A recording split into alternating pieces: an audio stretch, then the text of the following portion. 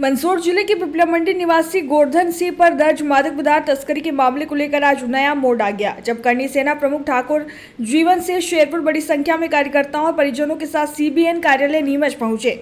उन्होंने अधिकारियों से मुलाकात कर पूरे प्रकरण की निष्पक्ष जांच की मांग की और बताया कि गोवर्धन सिंह को षड्यंत्र पूर्वक फंसाया गया है। अधिकारियों से चर्चा के दौरान जीवन सिंह शेरपुर ने कहा कि गोवर्धन सिंह का ना तो आपराधिक रिकॉर्ड है और न ही किसी तस्करी गतिविधि से कोई संबंध।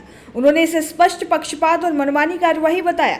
बताते चले कि कुछ दिन पूर्व किसान नेता श्यामलाल जोगचंद के नेतृत्व में ग्रामीणों ने ज्ञापन सौंपकर कहा था कि गोवर्धन सिंह एक साधारण मजदूर है, मिट्टी मोरम की सप्लाई कर अपने परिवार का पालन पोषण करता है, आर्थिक स्थिति कमजोर है, कोई आपराधिक इतिहास नहीं है। सीबीएन कार्यालय पर करणी सेना ने स्पष्ट कहा कि जांच में पारदर्शिता लाई जाए। अधिकारियों द्वारा जांच के लिए 1.5 माह का समय बताया गया है। शेरपुर ने अधिकारियों से आग्रह किया है कि मामले की निष्पक्ष, वैज्ञानिक और तथ्य आधारित जांच कर गोवर्धन सिंह को न्याय दिलाया जाए। गोवर्धन सिंह के परिजनों, समाजजनों और करणी सेना कार्यकर्ताओं की बड़ी संख्या में सीबीएन कार्यालय पर मौजूद रही। सुनिए जीवन सिंह शेरपुर और नारकोटिक्स के अधिकारियों के बीच क्या चर्चा हुई और मीडिया से क्या कहा। भारत का ब्लॉक बाबजी एएससी ब्लॉक, मजबूती एसी स्टील जैसी, न रेती न सीमेंट न तराई की है झंझट।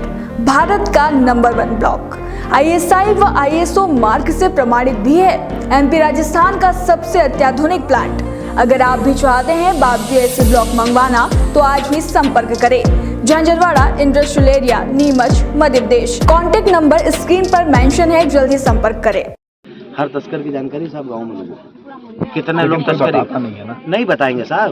पुलिस तस्करों को छोड़ती है, हम बता दें 5-7 लोगों की जो तस्कर आपके यहाँ का, आपके यहाँ के साहब एनडीपीएस में जो वारदात में जो फरार चल रहे हैं ना लोग, वो घर पे रह रहे हैं, उनके कैमरा में एविडेंस और वो हम पे हमले कर रहे हैं, फिर भी तो आपकी पुलिस ने नहीं पकड़ा उनको। मोस्ट वेलकम, आप बताइए जो फिर भी आपकी पुलिस ने अभी, अरे साहब तस्कर है, फरार है, पर वो आपका मुखबिर भी है। नहीं, ऐसा कोई ये कहना गलत है। नहीं साहब, उसके ऊपर तो तस्करी के मुकदमे है, वो जोधपुर से फरार है। 100% होगा। संविधान मेरी बात सुनो, आप लोगों को संविधान की रक्षा करने के लिए और मुलजिमों को पकड़ने के लिए रखा है। एक बार एक निर्दोष को यदि डाल रहे हो ना आप, और ये बोल रहे हो कि कोर्ट जाओ। अरे इतना बेवकूफ दिख रहे हैं कि आप निर्दोष को डालोगे, पकड़ पकड़ के हम कोर्ट जाते रहेंगे। जीवन सिंह जी, आपके पुलिस वाले पे कार्रवाई करो जिसने उसको गलत डाला है। जी क्या बात है, नहीं रहे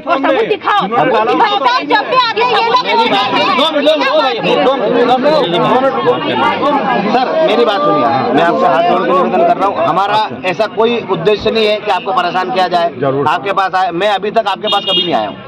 मैं एक बार नारकोटिक्स के खिलाफ धरने बैठा था, जब हमारे आदमी को ही मार दिया आपके लोगों ने, दबाव बना बना के कि पैसे दो पैसे दो। और आप जो बोल रहे हो ना भैया, मेरी बात सुनो, जीवन सिंह इस पे खुद काम करेगा।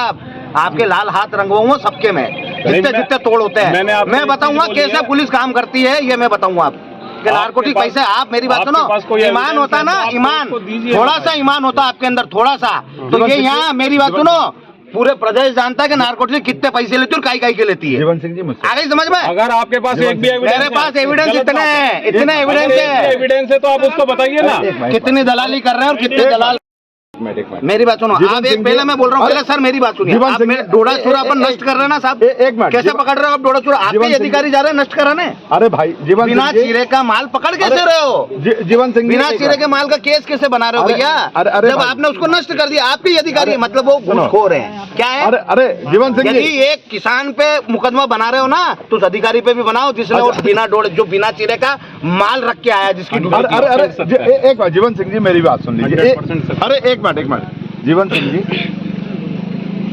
आप बहुत सारे लोग राजनीति कर रहे हैं जी, सब आपकी तरह राजनीति नहीं कर रहे हैं, आप भी जान रहे हैं जी सर, ठीक है। राजनीति में भी कैसे लोग हैं आप जानते हैं, बिल्कुल अच्छे से जानते हैं। उसी तरह शासकीय सेवा में भी, शासकीय सेवा में भी आप जानते हैं, मैं आपको बोल रहा हूँ, आप ऑनेस्ट हो, ये ऑनेस्ट है, ये ऑनेस्ट है, ये ऑनेस्ट है। चलिए अब मेरी बात सुनिए, इसके अलावा सुनिए 5 तो बेईमान होंगे ना। अरे 100, उन बेईमानों की वजह से एक निर्दोष फंस रहा है सर, उनका क्या करेंगे अपन? जीवन सिंह जी, आपकी उंगलियां 5 है, 5 बराबर नहीं है, ठीक है, पर तो इसीलिए एक जिसकी उंगली बराबर नहीं है सर, जैसे मेरी बात सुनो, कोई अंग अपना सड़ गया है तो उसको घूमने गया है, पर ये क्या वो निर्दोष साबित करोगे आप उसको? उसकी जांच करोगे? अगर जांच में निर्दोष साबित होगा तो निर्दोष नहीं होगा। आप जांच करके भी तो उसको जेल भेज सकते सर, जो एक बार आया वो 10 बार आ जाता आपके। देखिए एक चीज बता, आपने तो उसको सारा जेल भेज दिया, क्यों भेज दिया? क्योंकि साहब जो मेन लोग थे ना, उनने बहुत बड़ी रकम दे दी आपके यहाँ, इसकी वजह से उनको बाहर निकाल दिया। न तो सामने वाला पकड़ाया, न देने वाला पकड़ाया।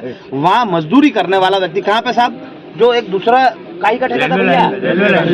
रेलवे लाइन को ठेको है। कह रहे मेरे आप 50 लोगों पूछोगा नहीं तो भी 50 दिन की भी लोकेशन वहीं की आएगी उसकी। जितने दिन से ठेका चल रहा है ना उतने दिन। कौन सा महीना चल रहा है? जनवरी महीना से लगातार लोकेशन वहीं आएगी साहब। एक चीज आपने एक दिन की लोकेशन डाल ली, दूसरे की नहीं डाली किसी। भाई साहब आप थोड़ा तो मुझे समय दीजिए, हम बात कर रहे हैं। देखिए लोकेशन, अरे भाई हम लोकेशन के आधार पर ही नहीं उठाए हैं। किसी ने अगर आपको बोला है कि हमने लोकेशन के आधार पर उठाया तो गलत आपको बोला है, ठीक है?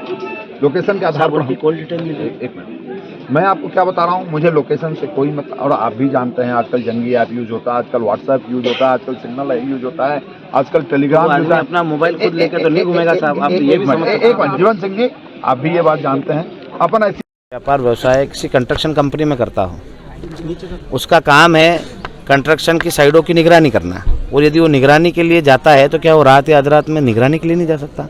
आप जनवरी महीने से देखोगे अभी तक तो उनकी लोकेशन वहीं की मिलेगी, क्योंकि वहीं उनकी साइड चल रही है। और जब कोई तस्कर गाड़ी भर के अपनी गाड़ी को पहुंचाता है और उसको पुलिस पकड़ लेती है, तो पुलिस तस्करों को पकड़ने की बजाय, जिसने माल भरा है उसको पकड़ने की बजाय, जिसके वहाँ माल जा रहा था उसको पकड़ने की बजाय, एक निर्दोष व्यक्ति को जो मजदूरी मेहनत करता है उसको बुलाया जाता है पूछताछ के लिए।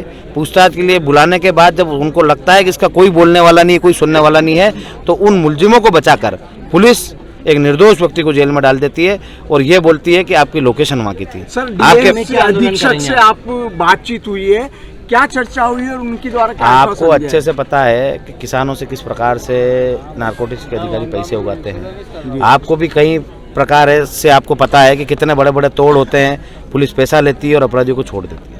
ठीक है, वो उनकी व्यवस्था देखते हैं। हम कभी इस व्यवस्था के ना तो खिलाफ बोले ना उसके पक्ष में बोले। ये पुलिस और इनका गठजोड़ है और सरकार इसमें शामिल रहती है। आगे क्या आंदोलन है? आगे क्या पहले भी आए थे, करेंगे? आश्वासन मिला, आज भी आश्वासन मिला। आगामी क्या रूपरेखा जीवन सिंह चैरपुर की रहेगी?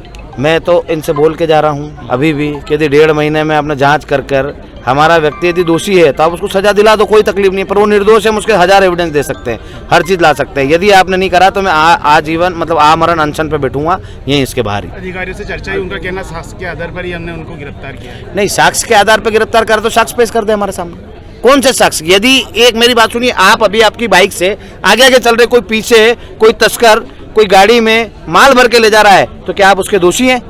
इस प्रकार से कैसे एविडेंस मिले? ना तो उनका कॉल डिटेल है, ना कभी वो उसको जानते हैं, ना उसको पहचानते हैं। कभी उनने जिंदगी में कभी एक दूसरे की कॉल डिटेल नहीं निकली इनकी, आपसे भी नहीं निकली, ना कुछ इनका जो मेन कॉल डिटेल। यदि मैं गाड़ी भर के ले जा रहा हूं तो मेरे मालिक का नंबर तो मेरे पास होगा, उसको क्यों नहीं पकड़ा आपने अभी तक?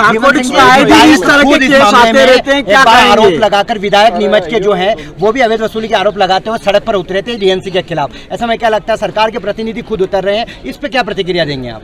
जब सरकार के प्रतिनिधि इनके खिलाफ उतर रहे हैं तो इन पर कार्रवाई क्यों नहीं हो रही है? फिर तो सरकार मिली हुई है, तो ही सरकार के प्रतिनिधि के उतरने के बाद भी इन पे कोई कार्रवाई नहीं है।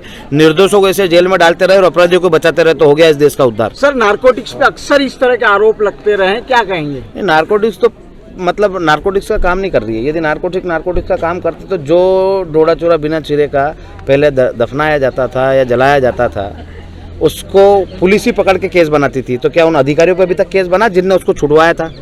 जो किसानों के पास से वो माल लेके नहीं आए, वो मतलब माल को जला के नहीं आए और उन्हीं को दे के सौंप के आ गए, क्या कभी उन पर मुकदमा बनते देखा है? क्या नारकोटिक्स का अधिकारी करोड़ों रुपए ले रहा है रिश्वत, और कभी आपने उनको सस्पेंड होते हुए देखा है? उनकी जो नौकरी है वो यदि उनको सस्पेंड भी करते हैं ना तो महीना 2 महीने में फिर वापस से बहाल कर देते, क्योंकि इस देश में लोकतंत्र से ज़्यादा धनतंत्र चल रहा है। जो पैसा देगा वो यहाँ रहेगा और वही यहाँ पे लोगों पे अत्याचार अन्याय करके इनसे पैसा वसूलेगा और फिर ऊपर के अधिकारियों को देगा। जैसा कि आप देखेंगे यहाँ पर किस तरीके से परिवारजन और ये लोग आए थे यहाँ पर और उन्हें आश्वासन दिया गया था 7 दिन में कार्रवाई निष्पक्ष कार्रवाई की जाएगी। ऐसा है कि एक प्रकरण हुआ था, नियरली 12 कुंटल डोडा चूरा का कोई प्रकरण था। उसमें जो मुख्य आरोपी जिसने जो गिरफ्तार हुआ था उसने एक व्यक्ति की पहचान करी थी जो कि उसकी ट्रक ले जा करके उसने डोडा चूरा लोड करवाया था। जिस व्यक्ति की उसने पहचान करी थी, डॉक्यूमेंट्री एविडेंसेज हैं हमारे पास, उस व्यक्ति को दौरान अनुसंधान बाद में गिरफ्तार किया गया। इन लोग का कहना है कि नहीं साहब उसकी इन्वॉल्वमेंट नहीं है। तो इस मैटर में जांच हो रही है, अभी जांच स्टार्टिंग फेज में है, इसमें समय लगेगा, जांच हो रही है।